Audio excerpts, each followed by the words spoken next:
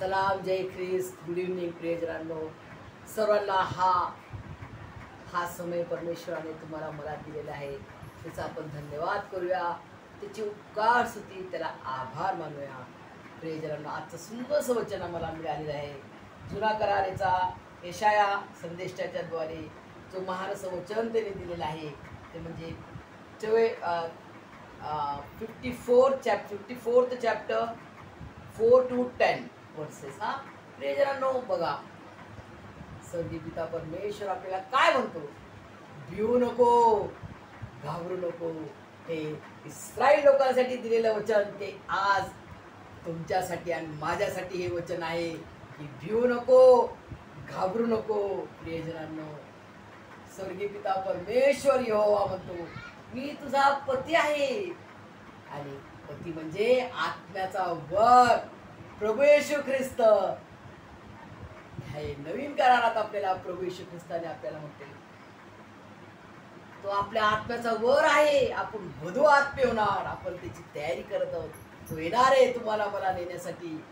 तो आपल्या आत्म्याचा वर आहे आणि आपण वधू आत्मे होण्यासाठी तो आपल्याला तयार करणार. प्रियजनांनो, आपण आपल्या शक्तीने आपण काहीच करू शकत नाही. आपण बिग झिरो आहोत. प्रियजनांनो, तो आपला सुपर पॉवर ऑल माहिती ट्रायविंग गॉड आहे. ट्रायविंग म्हणजे ट्रेक एक परमेश्वर आहे. प्रियजनांनो, आणि तो आपल्याला शक्ती देईल, तो आपल्याला ताकद देईल, तेव्हाच आपण त्याचे आत्मेचे वधू आत्मे बनू शकतो. प्रियजनांनो, आणि परमेश्वर म्हणतो, यहोवा परमेश्वर सर्व काळ तुमच्यावर मी प्रसन्न राहीन. पर्वत टेकड्या आढळतील, पर्वत दृष्टी आड होतील. पर्वत काय म्हटले? पर्वत दृष्टी आड होणार, पर्वत दृष्टी आड होणार. प्रियजनांनो, किती महान वचन आहे. पर्वत सुद्धा दृष्टी आड होणार, टेकड्या ढळून जातील, परंतु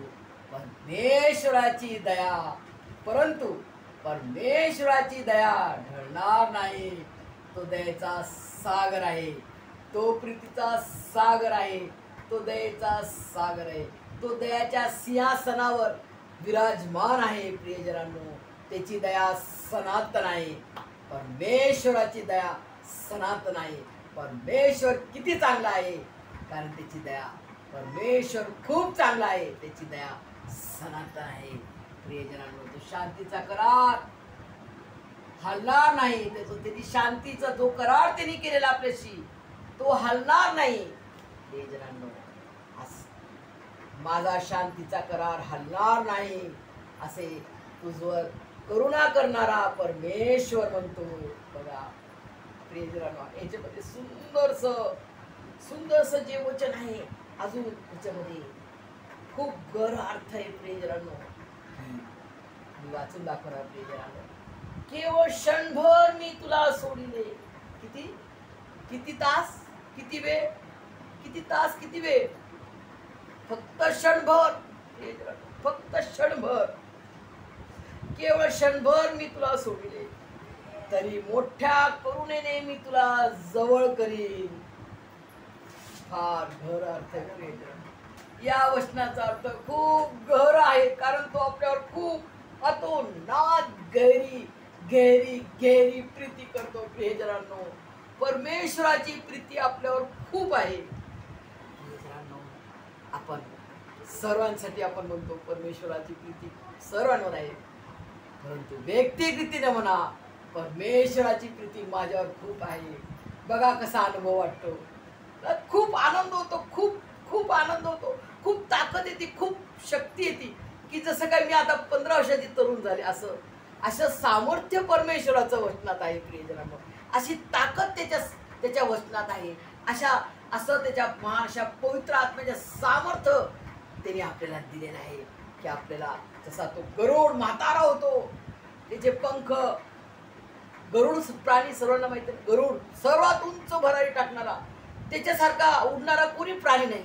तो एकदम उंच स्काय, उंच एकदम आभाळावर बरोबर उडतो.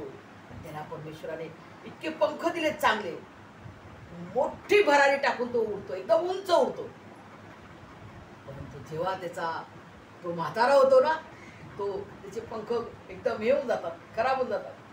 तो एकदम थकून घरट्यामध्ये जातो त्याच्या, आणि त्याचे पंख ऑटोमॅटिक देवापा गळून टाकतो आणि त्याला नवीन पंख देतो. यस, आणि नवीन पंखाने तो मस्त असा उंच जाऊन देवाची स्तुती करतो, धन्यवाद मागतो. प्रियजनांनो, अशा रीतीनं जरी आपण वयाने, शारीरिक वयाने, जगिक वयाने आपण म्हातारे जरी झालो, प्रियजनांनो, म्हातारे जरी झालो तरी परमेश्वर तुम्हाला मला त्याची उंच भरारी देतो, त्याची ताकद देतो, त्याचं सामर्थ्य देतो, त्याचं बळ देतो आपल्याला की आपण उंच उडावं. त्याची स्तुती, त्याची आराधना करायसाठी नेहमी आपले हात उंच राहिले पाहिजे.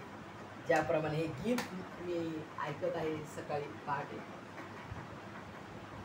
मैं हाथ उठाकर गाऊंगी, यीशु तेरा नाम रहे ऊंचा. मैं हाथ उठाकर गाऊंगी, यीशु तेरा नाम रहे ऊंचा, यीशु तेरा नाम रहे ऊंचा. करुणा भलाई तेरी, करुणा भलाई तेरी रहेगी मुझ पर, तेरी विश्वास योग्यता देखूंगा मैं जीवन भर. मैं हाथ उठाकर गाऊंगी, यीशु तेरा नाम रहे ऊंचा. मैं हाथ उठाकर गाऊंगी, यीशु तेरा नाम रहे ऊंचा, यीशु तेरा नाम रहे ऊंचा. हो प्रियजनांनो, परमेश्वर आपल्यावर किती प्रीती करतो, त्यांनी करून दाखवलं. आता त्यांनी पूर्ण प्रीतीचं बलिदान करून दाखवलं. आता माझा आणि तुमचा टर्न आहे, मी आणि तुम्ही त्याच्यावर कशी प्रीती करतो. चला आपण ही त्याच्यावर खरी प्रीती करू. त्याच्यावर सर्वात उंच, सर्वात प्रथम प्रीती त्याच्यावर करायची आपल्याला. प्रियजनांनो, या जगात आपल्याला आपले वडील, आपली मम्मी, आपला भाऊ बहीण कसे आहेत ते ओळखायसाठी परमेश्वराने तुम्हाला मला या जगात नाही पाठवले. तर परमेश्वर कसा आहे, त्याची प्रीती कशी आहे, त्याचा गौरव, त्याचा महिमा करण्यासाठी, त्याची जिवंत साक्ष देण्यासाठी मला आणि तुम्हाला निवडलेले आहे प्रियजनांनो, आणि या जगात पाठवलेले आहे. त्याचा ध्येय आहे, त्याचा ध्येय हा आहे प्रियजनांनो. त्याचा उद्देश समजून आपल्या जीवनाचा एम काय, एम ऑफ माय लाईफ, माझ्या जिंदगीचा एम काय, माझ्या जिंदगीचा ध्येय काय जगात. माझा निर्माण करता, माझा निर्माण करता, माझा उद्धार करता, माझा तारणारा जिवंत देवाची स्तुती, प्रशंसा मला करायची, त्याला धन्यवाद द्यायचे, त्याची जिवंत साक्ष देण्यासाठी हा मिशन आहे. त्याची प्रीतीची साक्ष देण्याचा हा मिशन तुम्हाला मला त्यांनी दिलेला आहे. ते पूर्ण करूया प्रियजनांनो, आणि तो आपल्याला प्रत्येक क्षणाला त्याच्या करुणेनं, त्याच्या प्रीतीने आपल्याला भरभरून काढणार. काय होतं रे बघा प्रियजना, मी क्षण मात्र, केवळ क्षणभर, केवळ क्षणभर मी तुला सोडिले, तरी मोठ्या करुणेनं मी तुम्हाला, तरी मोठ्या करुणेने मी तुला जवळ करेन. प्रियजनांनो, फार मोठं वचन आहे, फार घर वचन आहे, फार प्रीतीचं वचन आहे. परमेश्वर आपल्यावर किती प्रीती करतो प्रियजनांनो. त्याची प्रीती एवढी आहे की ते आम्हाला मोजमाप नाही करू शकत. ती आगाधे अपार, नो मेजरमेंट, नो मेजरमेंट. तिची प्रीती मध्ये मी आणि तुम्ही भरभरून, परमेश्वर आपल्याला ओतप्रोत भरभरून काढो, आणि त्याच्या समोर उभं राहण्यासाठी, त्याच्या संगती येण्यासाठी माझी आणि तुमची तयारी घडून आणू. आमेन.